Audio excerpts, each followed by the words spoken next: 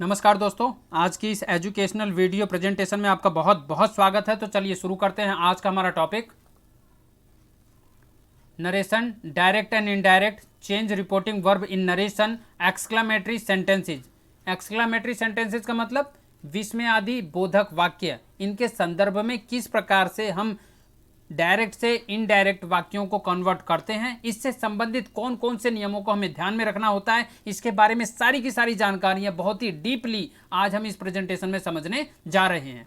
तो पहले मैं बेसिक रूल्स के बारे में आपको बता दूं। रिपोर्टिंग वर्ब को बदलना, इस सब कैटेगरी के अंतर्गत हम इन चीज़ों की चर्चा कर रहे हैं।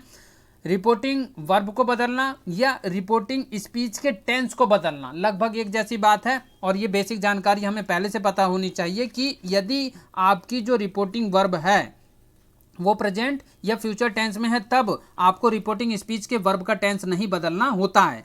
यदि रिपोर्टिंग वर्ब आपकी पास्ट टेंस में है तब आपको परिवर्तन करने पड़ते हैं। जैसे प्रेजेंट इंडेफिनेट को पास्ट इंडेफिनेट में, प्रेजेंट कंटिन्यूअस को पास्ट कंटिन्यूअस में, प्रेजेंट परफेक्ट को पास्ट परफेक्ट में, प्रेजेंट परफेक्ट कंटिन्यूअस को पास्ट परफेक्ट कंटिन्यूअस में, और इसी प्रकार से पास्ट इंडेफिनेट को पास्ट परफेक्ट में, पास्ट कंटिन्यूअस को पास्ट परफेक्ट कंटिन्यूअस में, और फ्यूचर में जो वाक्य आते हैं जैसे विल, सेल, वुड में, कैन को कुड में, और मे को माइट में बदलना होता है। इस प्रकार के बेसिक परिवर्तन हमें करने पड़ते हैं। ये बेसिक जानकारियां हमें जरूर पहले से पता होनी चाहिए। इसके साथ साथ रिपोर्टिंग वर्ब सेड टू को रिपोर्टिंग स्पीच के सेंटेंस के अनुसार ही बदला जाता है। ऐसा हम आपको पिछली वीडियोस में भी बता चुके हैं। और यहाँ पर जब हमारा टॉपिक है एक्सक्लामेटरी सेंटेंसेस, विस्मयादि बोधक वाक्य, तो उनके अंदर हमें किन नियमों को ध्यान में रखना है, किस प्रकार के परिवर्तन करने हैं, आइए उनके बारे में थोड़ा हम डीपली समझते हैं।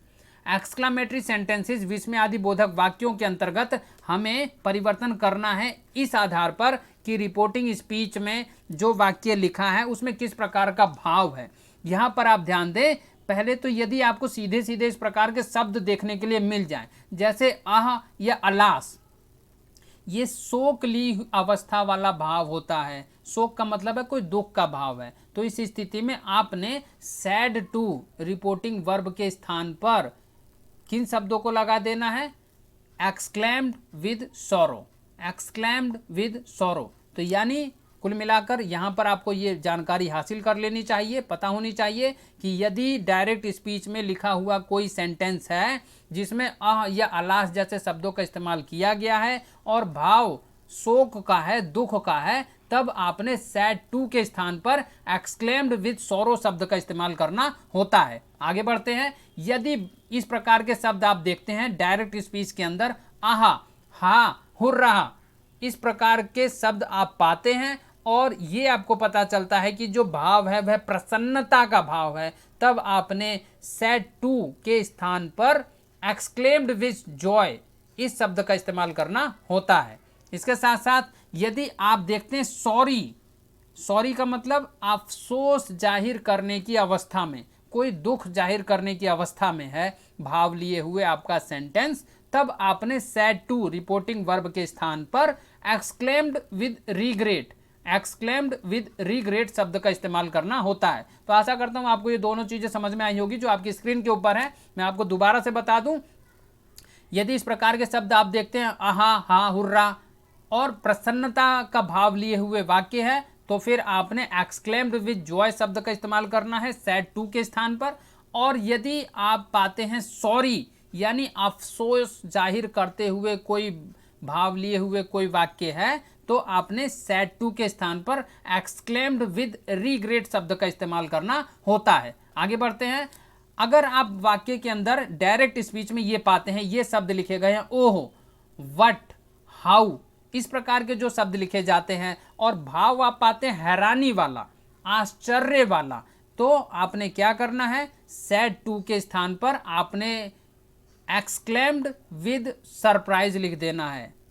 मैं आपको दोबारा बता दूं, यदि इनमें से कोई शब्द है डायरेक्ट स्पीच में लिखा गया है ओह, वट, हाउ इस प्रकार का और भाव ये है हैरानी का, तो फिर आपने सैड टू के स्थान पर एक्सक्लेम्ड विद सरप्राइज शब्द का इस्तेमाल करना होता है। इसके साथ साथ यदि आप पाते हैं पू या शॉ की अवस्था यानी नफरत, जिसको हम कहते हैं छी इस प्रकार की अवस्था, घृणा वाली अवस्था बहुत ही, तो हमने सैड टू के स्थान पर exclaimed with contempt, exclaimed with contempt शब्द का इस्तेमाल करना होता है। तो आप देखेंगे जितने भी परिवर्तन किए जा रहे हैं सारे रिपोर्टिंग वर्ब में ही किए जा रहे हैं, सैड टू में ही किए जा रहे हैं। तो सैड टू के स्थान पर कौन सा शब्द लगाया जाएगा?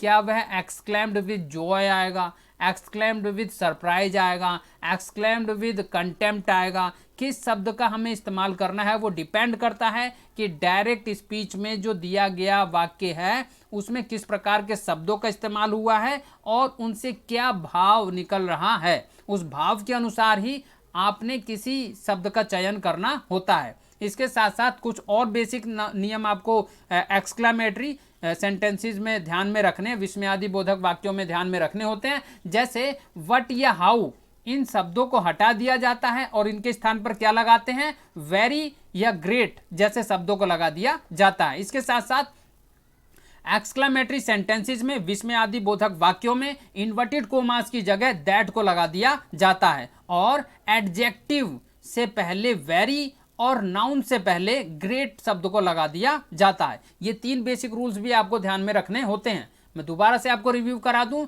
यदि व्हाट या हाउ जैसे शब्द आए हुए हैं तो इन्हें आप हटा दीजिए, इनके स्थान पर वेरी या ग्रेट जैसे शब्दों का आप इस्तेमाल कीजिए। इन्वर्टेड कोमास अगर आए हुए हैं तो इन्हें भी आप इनडायरेक्ट बनाते समय हटा दीजिए, इसके स्थान पर आप दैट का इस्तेमाल कीजिए। एडजेक्टिव यदि कोई आया हुआ है तो इसे से पहले वेरी और नाउन से पहले आप ग्रेट जैसे शब्दों का इस्तेमाल करते हुए इनडायरेक्ट स्पीच के वाक्यों को बनाइए। अब हम एक सेंटेंस को समझते हैं। Indian team said hurrah we have won the match.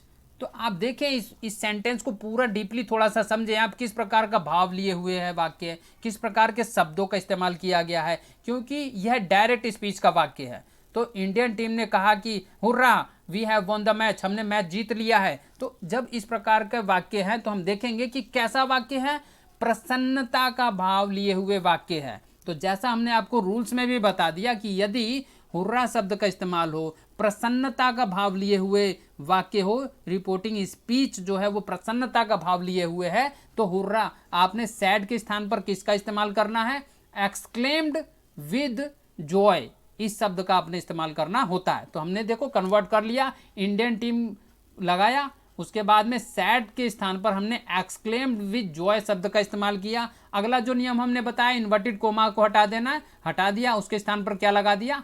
That को लगा दिया गया है। दैट जो कंजक्शन है उसको लगा दिया गया है। इसके बाद में जो अन्य परिवर्तन हम करते हैं वो एज इट इज किए जाएंगे, जैसे और सभी वाक्यों में हम करते हैं वैसे वो यहाँ पर भी होगा। जैसे आप देखेंगे वी जो शब्द आया वो क्या है? फर्स्ट पर्सन का प्रोनाउन है। फर्स्ट पर्सन के प्रोनाउन सब्जेक्ट के अकॉर्डिंग बदले जाते हैं रिपोर्टिंग वर्ब के। रिपोर्टिंग वर्ब आपकी सैड है, इसका सब्जेक्ट है इंडियन टीम, तो इंडियन टीम के अकॉर्डिंग जो प्रोनाउन यूज होगा वो होगा दे। तो हमने वी के स्थान पर इस्तेमाल किया है दे शब्द का, दे प्रोनाउन का। उसके साथ साथ आप देखेंगे कि जैसा हम बताते हैं कि टेंस में जब परिवर्तन हो गए तो आपने देखना है भाई रिपोर्टिंग स्पीच का टेंस कौन सा है। अगर वह प्रेजेंट का परफेक्ट टेंस है, जैसे यहाँ पर प्रेजेंट का परफेक्ट टेंस है, तो आपने उसे किस में बदल देना है? पास्ट के परफेक्ट टेंस में बदल देना है। और हमने पहले भी आपको बताया हुआ है, यदि डिड, हैज या हैव इस प्रकार के कोई शब्द आते हैं तो आपने उनके स्थान पर हैड का इस्तेमाल करना होता है। तो हैव के स्थान पर हमने हैड का इस्तेमाल किया, वो उनका third form of the verb ही है, सेम टू सेम है, उसमें कोई परिवर्तन नहीं किया गया है। तो इस प्रकार से डायरेक्ट में था हमारा we have won the match, indirect में हो गया they had won the match. तो इस प्रकार से डायरेक्ट से इनडायरेक्ट परिवर्तन करते समय हमने किन नियमों का इस्तेमाल किया? उन्हीं नियमों का इस्तेमाल किया जिनके बारे में हम आपको पहले ही बता चुके हैं। अब हम अगले सेंटेंस की तरफ आ चुके हैं। Raj said sorry I can not lend you my scooter. Raj ने कहा कि माफ कीजिएगा मैं आपको अपना स्कूटर नहीं दे सकता। तो ये क्या है? जैसा हमने बोला इसमें भी आपने देखना है, पहले तो शब्दों को आपने देख लेना है। जैसे यहाँ पर शब्द आया हुआ है सॉरी, और फिर आपने देखना है भाव को। भाव किस प्रकार का है? अफसोस जाहिर करने वाला भाव है, रीग्रेट का भाव है। तो उस स्थिति में सैड को हटा दिया और सैड के स्थान पर इनडायरेक्ट बनाते समय किस शब्द का इस्तेमाल किया? Exclaimed with regret. ये हमने आपको पहले भी बताया, यदि सॉरी शब्द का इस्तेमाल किया गया है डायरेक्ट स्पीच में तो उसे इनडायरेक्ट बनाते समय आपने अफसोस जाहिर करने वाले वाक्यों में आपने एक्सक्लेम्ड विद रिग्रेट शब्द का इस्तेमाल करना है। फिर इन्वर्टेड कोमा हटा के हमने यहाँ पर भी दैट लगा दिया है। उसके बाद हम देखेंगे आई जो है वो क्या है, फर्स्ट पर्सन का प्रोनाउन है। तो फर्स्ट पर्सन का जो प्रोनाउन है उसके लिए हमने क्या किसके अकॉर्डिंग बदलना है, सब्जेक्ट के अकॉर्डिंग बदला जाता है। सब्जेक्ट हमारा राज, राज के लिए हम नॉमिनेटिव केस में ले जाकर इसको प्रोनाउन ही का इस्तेमाल किया करते हैं। उसके साथ साथ और जो परिवर्तन हमने किए हैं, जैसे कैन आया उसके लिए हमने कुड का इस्तेमाल कर लिया है, और बाकी परिवर्तन एज इट इज हैं। तो Raj said sorry I can not lend you my scooter, इसमें क्योंकि एक विस्मय आदि बोधक वाक्य है, आपने इतनी ही बात ध्यान में रखनी है कि किन शब्दों का इस्तेमाल किया गया है और वह कौन सा भाव लिए हुए हैं। जैसे इस वाक्य में सॉरी शब्द का इस्तेमाल किया गया है और अफसोस जाहिर करने वाला भाव है, तो इसीलिए हमने सैड के स्थान पर एक्सक्लेम्ड विद रिग्रेट शब्द का इस्तेमाल किया हुआ है। तो कुल मिलाकर इस वीडियो में हमने रिपोर्टिंग वर्ब में एक्सक्लेमेटरी सेंटेंसेस जो होते हैं, विस्मय आदि बोधक जो वाक्य होते हैं, उनमें कौन कौन से बदलाव किए जाते हैं वो और कौन कौन से शब्दों का इस्तेमाल किया जाता है, उससे संबंधित सभी नियमों को लगभग समझ लिया है। To be continue in next video.